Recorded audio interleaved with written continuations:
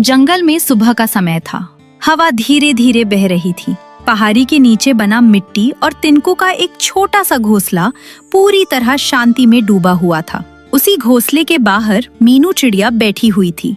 साधारण से पंख, लेकिन उसकी सुंदरता सबसे अलग और चमकदार थी। तभी अचानक आसमान से तेज पंखों की आवाज आई। ऊपर से चक्कर लगाता हुआ शिकारी चील नीचे उतरने लगा। आहा, ये कौन सी चिड़िया है? इतनी सुंदर मीनू चिड़िया और इतना छोटा सा घोंसला। इसकी जगह तो मेरे ऊंची चट्टान वाले राज घोंसले में होनी चाहिए। आज तो मेरी किस्मत चमक गई। शिकारी चील अपने विशाल पंख समेटते हुए घोंसले के पास आकर खड़ा हो गया। ये आप कौन हैं? मेरे घोंसले के पास इस तरह क्यों खड़े हैं? मैं इस जंगल का राजा चील हूँ और तुम आज से मेरी रानी बनोगी। चलो मेरे साथ चलो। नहीं, मैं किसी के साथ नहीं जाऊंगी। मेरा अपना परिवार है। मेरे पति तीनू है और मेरा छोटा सा बच्चा सोनू भी है। तुम मुझे मना नहीं कर सकती। जिस चिड़िया पर मेरी नजर पड़ती है वो मेरी होती है। शिकारी चील मीनू चिड़िया की ओर एक कदम आगे बढ़ाता है। तभी पीछे से घबराई हुई और तेज आवाज आती है।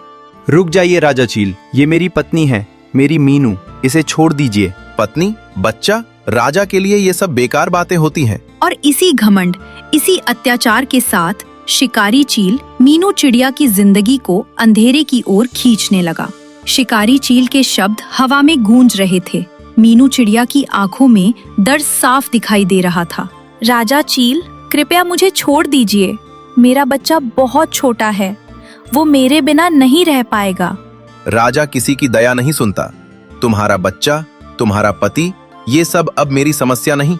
शिकारी चील अपने विशाल पंख फैलाता है और मीनू चिड़िया को जबरदस्ती अपने पास खींच लेता है। राजा चील, भगवान के लिए दया कीजिए। मेरी पत्नी को छोड़ दीजिए। मैं उसके बिना जी नहीं पाऊंगा। कमजोर चिड़ियों की फरियाद सुनना राजाओं की आदत नहीं होती। और देखते ही देखते शिकारी चील मीनू चिड़िया को लेकर आसमान की ओर उड़ गया। मीनू, मेरी मीनू। मिट्टी तिनकों का वह छोटा सा घोंसला आज सुना हो गया था और एक पति का दिल पूरी तरह टूट चुका था।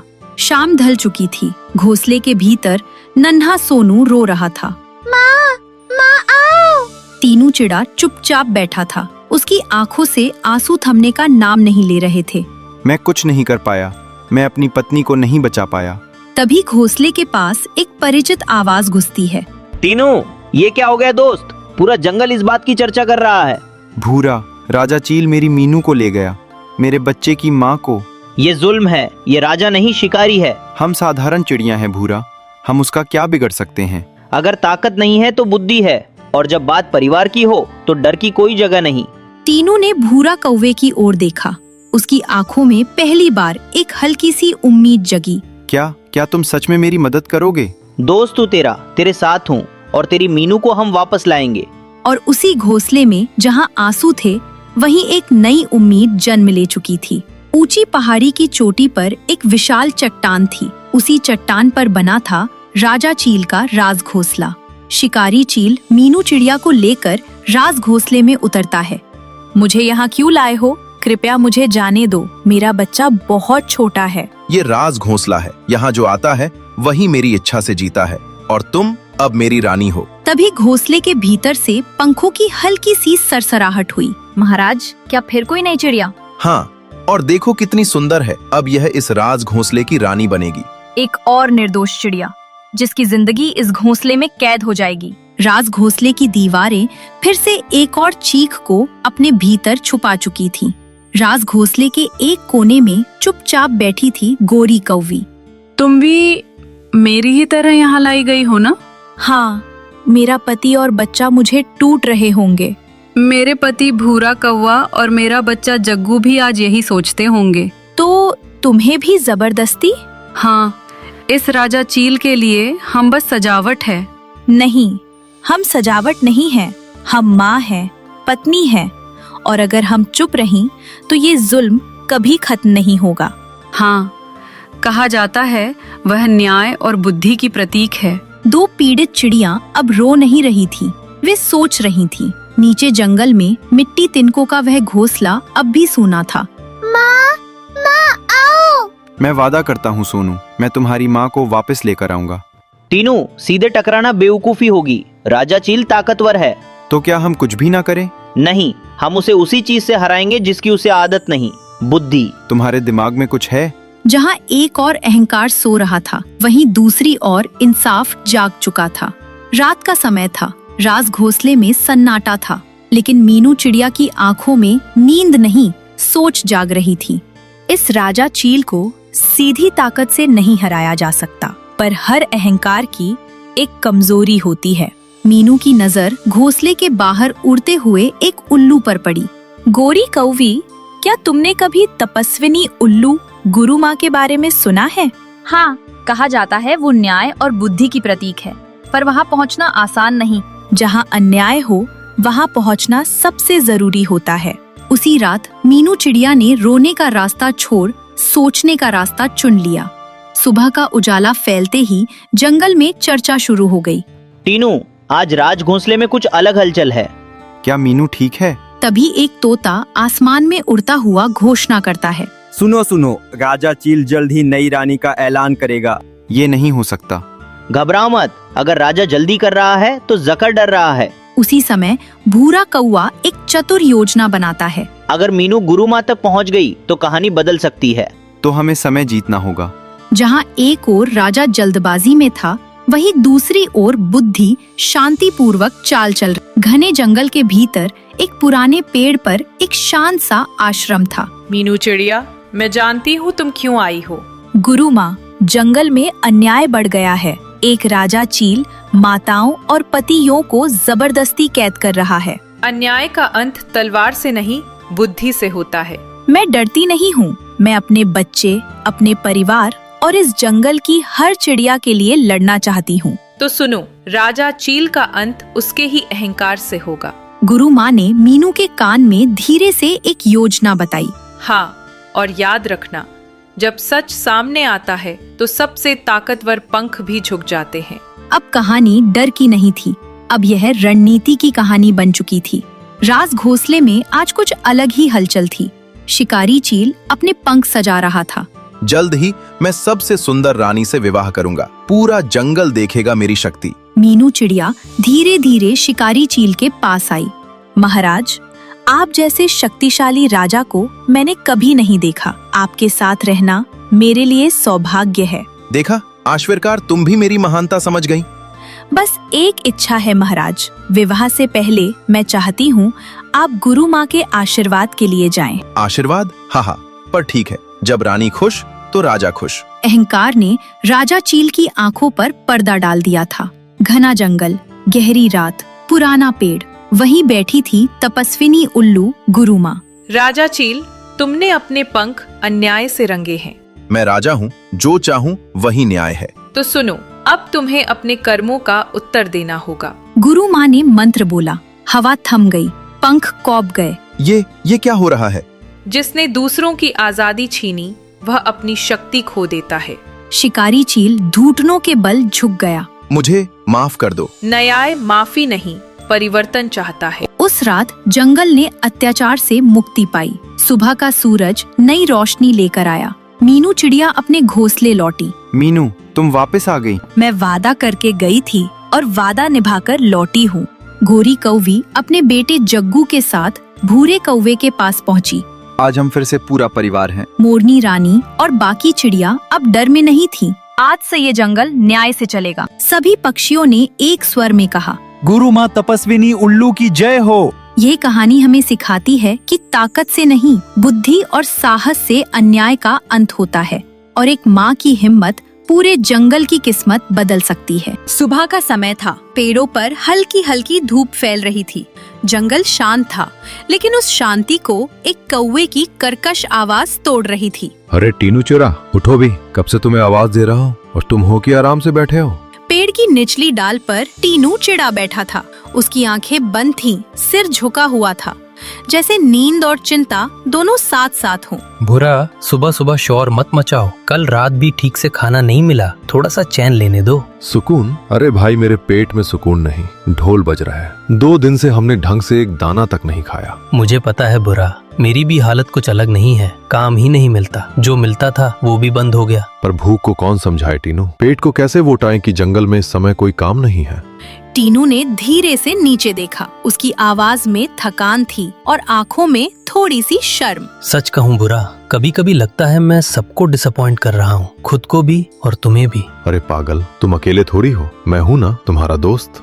दोस्त तो हो, पर पेट भरने के लिए सिर्फ दोस्ती काफी नहीं होती। तो फिर एक काम करते हैं, आज बैठकर उदासी नहीं मनाएंगे। आज जंगल में घूमेंगे, किसी न किसी से कोई ना कोई काम मिल ही जाएगा। काम? किस टाइप का काम? कोई भी काम हो, दाना उठाना हो, पत्ते संभालने हो या किसी के लिए संदेश ले जाना हो। भूरा कौवा साथ हो तो काम मिल ही जाता है। तभी उसने भूरा कौवा की ओर देखा। उसके चेहरे पर पहली बार थोड़ी सी उम्मीद झलकी। अच्छा ठीक है, आज तुम्हारी बात मान लेता हूँ। बस यही सुनना था। चलो, आज कुछ न कुछ करके ही रहेंगे।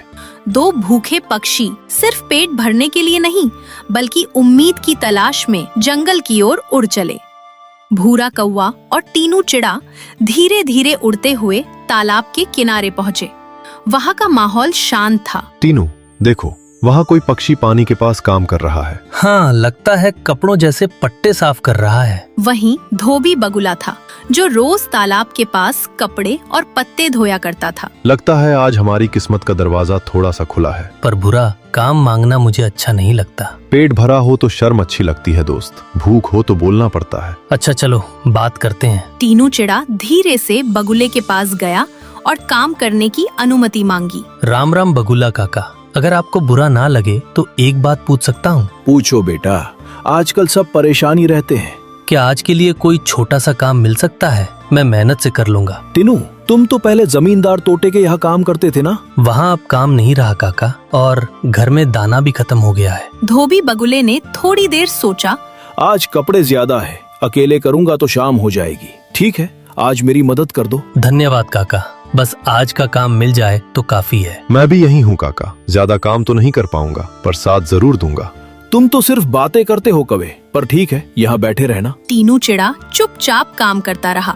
न कोई शिकायत, न थकान की बात। मेरा दोस्त कितना शांत होकर सब कुछ सह लेता है। शाम होने लगी। बगुले ने सारे कपड़े देखे और संतुष्ट हो गया। टीनू, तुमने अच्छा काम किया, ये लो 4 सिक्के। धन्यवाद काका, आपने आज बड़ी मदद की। टीनू को 4 सिक्के मिले।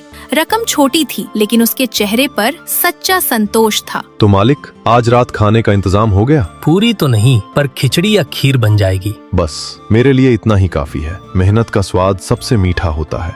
4 सिक्के कम थे, पर दोनों के दिलों में उम्मीद की रोशनी भर चुके थे। शाम ढल चुकी थी। टीनू चिड़ा और भूरा कौवा अपने छोटे से घोंसले में बैठे थे। बस बुरा, आज इतना ही मिल पाया, पर दिल से काम किया, इसीलिए मन हल्का लग रहा है। हाँ मालिक, पेट भरा हो या न हो, पर आज का दिन मेहनत वाला था। कल का क्या होगा पता नहीं, पर आज के लिए शुक्र है। टीनू, एक बात पूछूं? हाँ पूछो। क्या तुम्हें कभी लगता है कि तुम अकेले ही सब कुछ संभाल रहे हो? लगता तो है, पर जिंदगी में हर कोई कभी न कभी अकेला पड़ ही जाता है। तुम हमेशा सबके बारे में सोचते हो, अपने बारे में कभी नहीं। टीनू कुछ नहीं बोला, बस हल्की सी मुस्कान उसके चेहरे पर थी। अब बस कल से कुछ अलग करना होगा। रात का सन्नाटा छा गया। टीनू सो गया, लेकिन भूरा कौवा की आंखों में नींद नहीं थी। मेरा दोस्त रोज मेहनत करता है, फिर भी कुछ बदलता नहीं।